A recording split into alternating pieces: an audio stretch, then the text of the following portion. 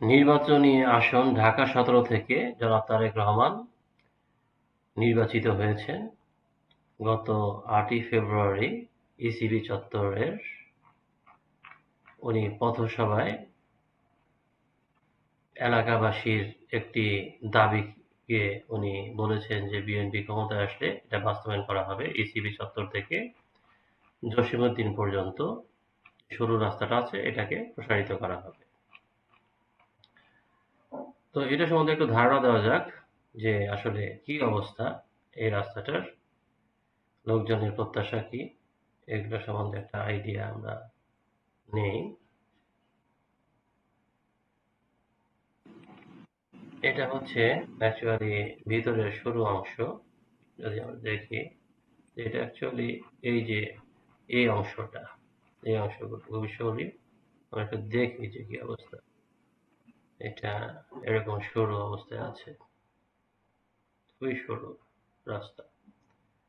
তো এগুলোকে প্রসারিত করলে কিন্তু এই এলাকার জীবনমান অনেক উন্নয়ন হবে। এটা হচ্ছে জসীমউদ্দিন প্রান্ত, এইখান থেকে ইসিবি চত্বরের দিকে আসবে। এই যে এটা হচ্ছে এয়ারপোর্টের বাউন্ডারি ওয়াল, এটা পাশ দিয়ে চলে গেছে। এরপরে হচ্ছে এইটা হচ্ছে তারপরে অংশটা, এই যে এইভাবে বাউন্ডারি ওয়ালের পাশ দিয়ে গিয়ে এইভাবে সরু অংশ, এই পুরো রাস্তাটা হচ্ছে অনেক সরু অ্যাকচুয়ালি এটা। কিন্তু এই সমস্ত সরু রাস্তা উন্নয়ন করলে যে কত সুফল পাওয়া যায় সেটা আমরা দেখব। ইসিবি চত্বর থেকে মিরপুর ডিওএসএফ রাস্তাটা রয়েছে, এটা কিছুই ছিল না এখানে, কিন্তু কত উন্নয়ন হয়েছে। জাস্ট এক পাশে উন্নত জায়গা আর ওই পাশটা শুধু এই সরু রাস্তার কারণে এত খারাপ অবস্থা।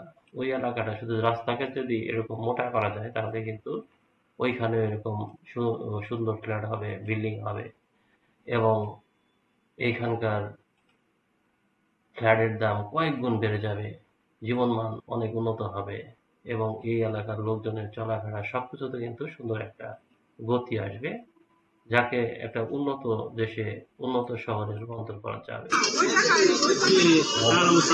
গল্প শুনি এখানে, এই দুটো ভদ্রলোক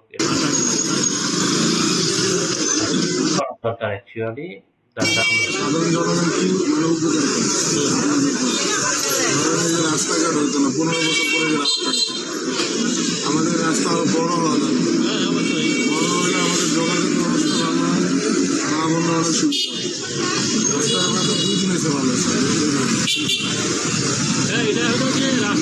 আমলিগ থাকলেও এই রাস্তা শুরু হচ্ছে। সমস্যা কি? রাস্তা কেন মোটা করতে হয় না? রাস্তা মোটা করতে পারে আমরা পাশে প্লেন বাহিনী রাখি, তারা জায়গা ছাড়ে না, স্থানীয় লোকেরা জায়গা ছাড়ে। এই দুই পক্ষের সময়টা এনে পরে রাস্তা নিতে হবে সরকারের উচিত। সরকার তো ধরেন যে আসবে একটা দলের তো এরকমই আছে যে তারা চিন্তা ভাবনা আওয়ামী লীগের আমল থেকে চিন্তা ভাবনা আপনার ফারুক খান ছিল, তখনও তাদের চিন্তা ভাবনা, তারপরে যে আর আগাছন ছিল তাদেরও চিন্তা ভাবনা ছিল বড় করা, কেউই করে নেই। রাস্তা মানে একদম হ্যান্ডস। আমরা সাধারণ জনগণ যে আপনার বিসিবি থেকে শুরু করে যে আপনার বটতলা যারা আছে তারা সবাই ভুক্তভোগী এই রাস্তা। এই রাস্তা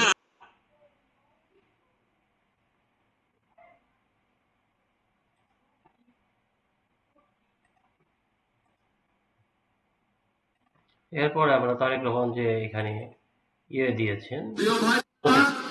এই এলাকার মানুষের আরেকটি দাবি আছে, ইসিবি চত্বর থেকে জসীমউদ্দিন পর্যন্ত ৬০টি প্রশস্তকরণের জন্য যে রাস্তাটি আছে, ইনশাআল্লাহ বিএনপি সরকার গঠন করলে আমরা মানুষের বসবাসের জন্য, চলাচলের জন্য এই এলাকার রাস্তার প্রচার ঘটাবো ইনশাআল্লাহ। প্রিয় ভাই বললাম,